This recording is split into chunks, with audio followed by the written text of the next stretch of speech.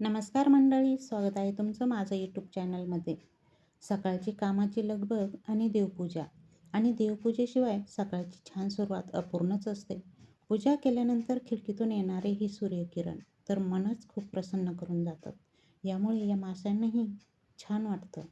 आता सुरुवात म्हटलं की किचन आलंच आणि किचन स्वच्छ असेल तर त्याची सुंदरताही आपोआप वाढते. परंतु कामाची सुरुवात तर गोडपासून झाली पाहिजे. त्यासाठी अद्रक घातलेला असा चहा तर गोडवा हा निर्माण करणारच.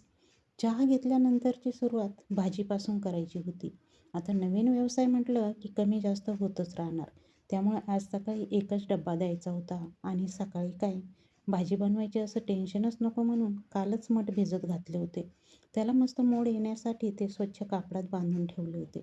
परंतु एकच डब्बा होता त्यामुळे ना तुरीच्या डाळीचं वरण कॅन्सल करून मसूरची डाळ बनवण्याचं ठरवलं होतं. त्यामुळे ती आधीच थोडीशी भिजत ठेवली होती. डाळ भिजूपर्यंत आधीच तयारी करून घेतली. कांदा, टोमॅटो, लसूण, कोथिंबीर स्वच्छ धुवून कापून ठेवले. आता भाजीची तयारी करण्याआधी एक छोटीशी रिक्वेस्ट आहे.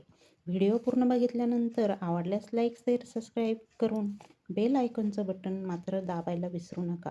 म्हणजे माझे नवनवीन व्हिडिओ तुमच्यापर्यंत पोहोचण्यास मदत होईल. आता डाळही भिजत घातलेली होती आणि भाजीची तयारीही आधीच केलेली होती. त्यामुळे वेळही आणि गॅसही वाचणार होता. आता कांदा, टोमॅटो परतून घेतल्यानंतर भिजवलेली डाळही त्यात टाकून घेतली. प्रत्येक स्त्रीच्या जीवनात प्रत्येक सकाळ एक नवीन अनुभव घेऊन येत असते.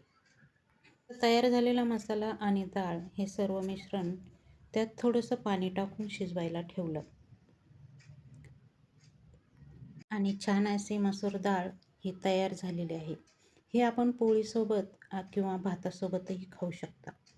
आता मसूर डाळ झाल्यानंतर मटकीला फोडणी द्यायची होती. आधीच तयारी केलेली असल्यामुळे फोडणी देण्यासाठी फारसा काही वेळ लागला नाही. त्यामुळे मिरची, मसाला, हळद आणि कोथिंबीर, धने पावडर टाकून मटकी शिजायला टाकली. आणि बघू शकता छान अशी सुक्की मटकीची भाजी ही तयार झाली. आता भाज्या झाल्यानंतर एकीकडे पोळ्यांचं पीठ मळून आणि एकीकडे भात शिजायला टाकून दिला होता. आता याचं इकडं काय चाललं होतं बघू शकता. हा आहे पार्थ, हा माझा मुलीचा मुलगा म्हणजेच माझा नातू. आता हा म्हणत होता, श्री स्वामी समर्थ, श्री स्वामी समर्थ, सर्वांना सुखी ठेवा. आणि अशा प्रकारे डाळ, मटकी आणि पोळ्या, भात झाल्यानंतर डब्याची तयारी करून डबा भरून ठेवला. आता डबा भरून ठेवल्यानंतर तो पोचही आपल्यालाच करावा लागतो. अशा प्रकारे स्वामी कृपेने माझा व्यवसाय सुरू तर झालाच आहे, परंतु तुमची साथही तेवढीच महत्त्वाची आहे. त्यामुळं माझ्या चॅनलला लाईक, शेअर, सबस्क्राईब करायला विसरू नका. श्री स्वामी समर्थ.